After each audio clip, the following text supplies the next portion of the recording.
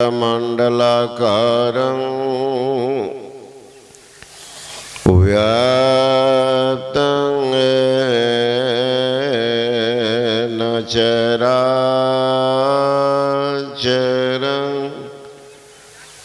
तत्पदं दर्शितं येन तस्मै श्री गुरुवे नमः। सदा रहो संतोष में, धैर्य में आप दृढ़ धार, आशाए गुरुदेव की और नचित विचार, आशाए गुरुदेव की और नचित विचार।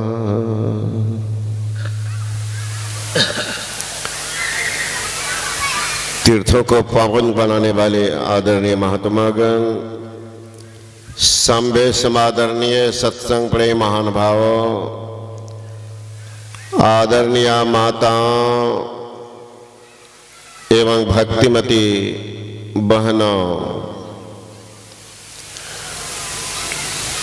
शास्त्र में है जो कभी कोई गलती नहीं करता है उसे भगवान कहते हैं।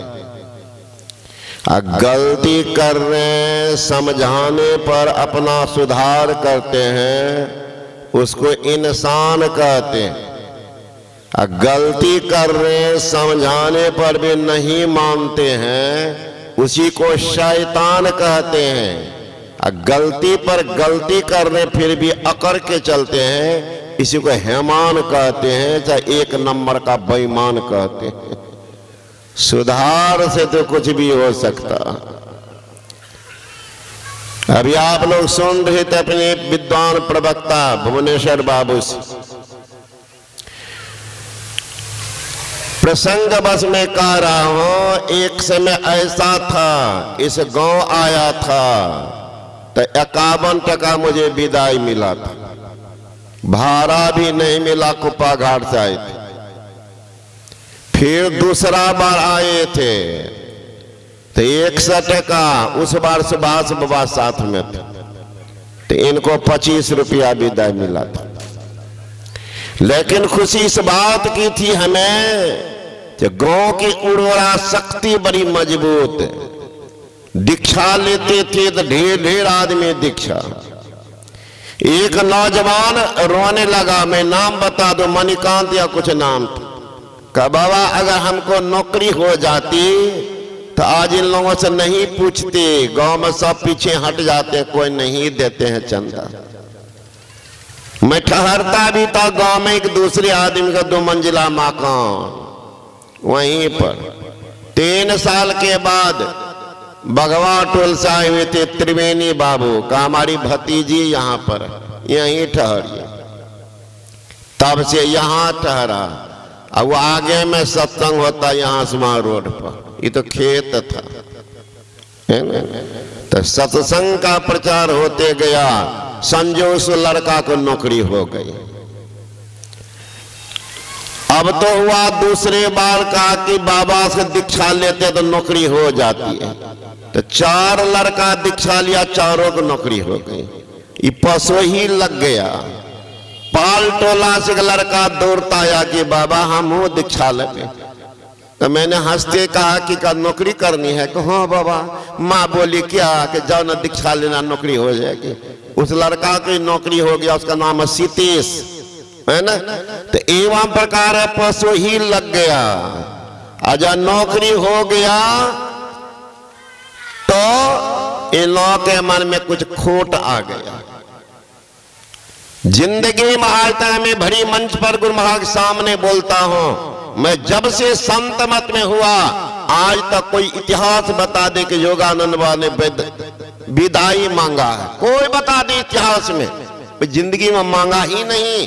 चाहिए मुझे गुरु महाराज के सानिध्य, महर्षि संशयी परमहंस महाराज का सानिध्य, संशयी महाराज का सानिध्य, हृदय स्वरूप साई स्वामी महाराज का सानिध्य मिला था। ऐसा सौभाग्य सबके नसीब में नहीं। अगर एक गिनाइएगा तो ये मुझे ही मिला, एक पूरे संत महात्मा करोड़ों में। ये हृदय मस्तिष्क का सानिध्य। लेकिन उन लोगों को कभी नहीं देखा कि हमारा इतने विदाई दिल के, जो दिया लिया चला वही मेरी जिंदगी है। अब इसका परिणाम देखिए, अब मुझे कोई कमी नहीं, मैं ही देता हूं। मैं तो कहा अगर मैं आते रहता तो मंदिर कब बन गया होता, कब बन गया होता गांव का मंदिर, क्योंकि मैं देता हूं मंदिर में। आज एक जगह और से जैसे यहाँ पर है, वहां पर मैंने कहा कोई जमीन दे दी तो शुरुआत हम करेंगे। उस गांव का नाम है बनमनकी, गुरु महाराज जन्म स्थान के बगल में है रसाट। मैं 1.5 लाख रुपया दिया, शुरू किया, 8 कट्ठा जमीन गांव वाले ने दे दिया, शुरू हो गया। ऐसा ऐसा गिनाइएगा, मोहनिया में बना दिया। ये कौन बड़ी बात है, तो छोटा सा जगह था। लेकिन गांव वाले को थोड़ा, गांव वाले को नहीं कहिए, एक दो युवक मन में कुछ बात घुस गई तो हम भी घुस गए। कहा तब लो दुनिया आप तुम अपना है न, लो जहां ये दुनिया वाले, मैं ही दुनिया छोड़ चला। जग के जितने रिश्ते नाते थे वो रिश्ता नाता तोड़ चला। लो अपना कराओ सत्संग जैसे। तो अभी सुन रहे थे अपने विद्वान प्रवक्ता आदरणीय भुवनेश्वर बाबू से, मुझे गांव वाले से क्या सबसे स्नेह है, प्रेम है, सबसे क्षमा। बाबा जी के पास के झोला में क्षमे वाला फल रहता, दूसरा रहता ही नहीं। अभी भी आए वही क्षमे का प्रतिफल था। मैं तो आता नहीं, मेरे मन में भावना हुई थी ये ब्रह्मचारी गांव अब जीवन में नहीं जाएंगे। तो भगवा टोल में सत्संग हुआ था। त्रिवेणी बाबू वहां की एक वृद्ध है, बड़े सूझबूझ संतमत में अच्छी पैठ रखने वाले, गृहस्थ में भी समझिए, बेस में महात्मा। आप लोग बहुत आदमी जानते होंगे। उनके सुपुत्र ने कंधा पर उठाया, बूढ़ा बाबा बोला कि जब तक मैं जिंदा रहूंगा बाबा आपको आना पड़ेगा, प्रतिज्ञा। मैंने कहा हम तब आएंगे। वो गांव का अलग ढंग, जब जाते हैं तो रसगुल्ला रे, टिकड़ी रे, गुल जामुन, रस कदम रे, 5 गो मिठाई बनाते थे। तो मैंने कहा बाबा को सुनिए बाबा, अगर मेरा प्रोग्राम लीजिएगा तो ये बंद कीजिए, दूसरी बात ये चलाइएगा तो हम बंद होंगे, दम कोनो बात।